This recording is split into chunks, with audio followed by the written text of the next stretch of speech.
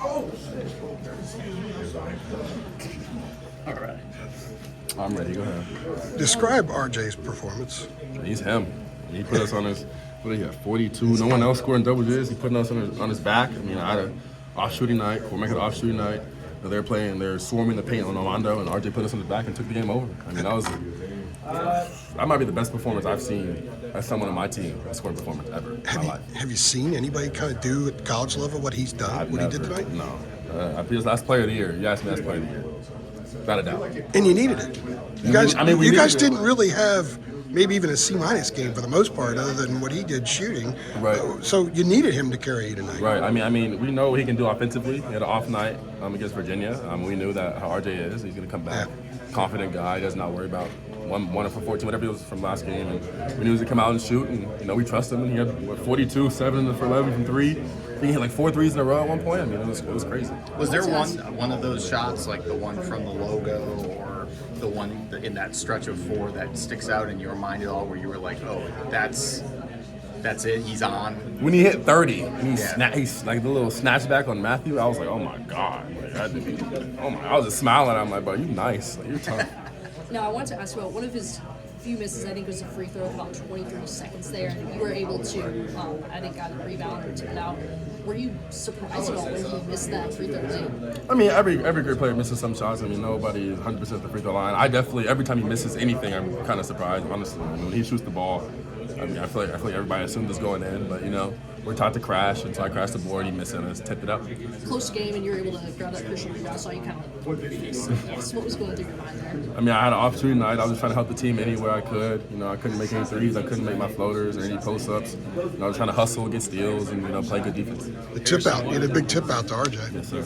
Harrison, what changed in those last 4 minutes that allowed Miami to kind of get back in it? I think their pressure. I mean, I had a turnover late. I think someone else had a few other turnovers. They're turning us over. We weren't being careful with the ball, and they were trapping us, and we weren't coming back to help. And I feel like we just weren't. I mean, we work on this every day. We just weren't. I mean, we were just rattled.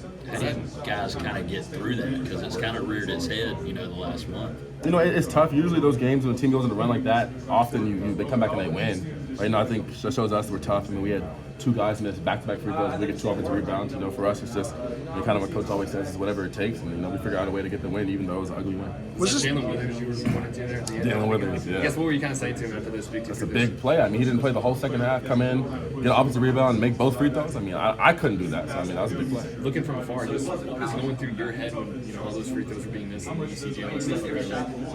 I was like, come on, bro. Like, make a free throw. Like, oh, my God, they shooting free throws like they're me or something. I knew that everybody, I mean, it was a bad night. I mean, it happens. It was a bad shooting night for the team. RJ picked up the slack. So that's 4. You hit yours and got a conventional 3-point play. Say it again. I said you hit yours and got a conventional 3-point play. Thank the Lord. Thank the Lord. Was there a point in the second half where you maybe guys got just watching RJ to see what he was going to do next? Coach Davis does a good job of, kind of Miami does too. He's a good coach. Coach Larinaga is that kind of what the NBA does is that whenever a play works, you kind of run it over and over again. And RJ will just ISO. So RJ take the ball, like everything, just get RJ the ball and just watch out and see what he does. I want to ask about rebounding. You and Baycott combined for it looks like 22 rebounds. You guys right now are first and second in the ACC in conference play in rebounding. Is that something that you were aware of, that statistic? I don't really pay attention to statistics personally. I mean, now that you told me, I guess I know now. But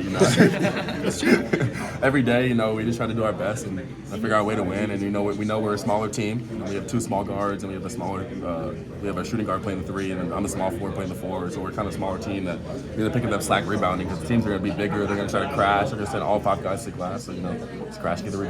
Whenever Armando talks about you, he refers to you as Harry. Does anybody else call you Harry on the team? I see that didn't start until this whole team calls me Harry. I don't like it, but they call me Why Harry. don't you like whatever. I've never been called Harry. I'm not a hairy guy. Like I don't really have that much hair on my legs. Does it sound kind of like a nerdy name? Maybe it sounds nerdy and it sounds weird. Like my name is Harrison. Was he the first one that did it? And just kind of he stuck. called me Harry, and everybody just started calling me Harry. Because you don't like it, it's why they do it, right? Probably, yeah. That's why things roll.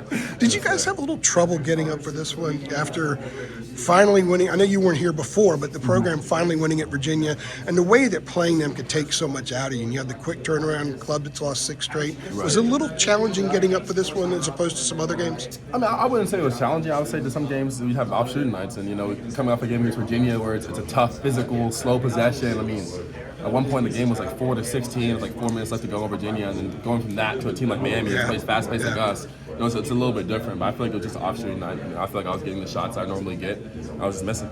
I'll call you Harrison. Thank you.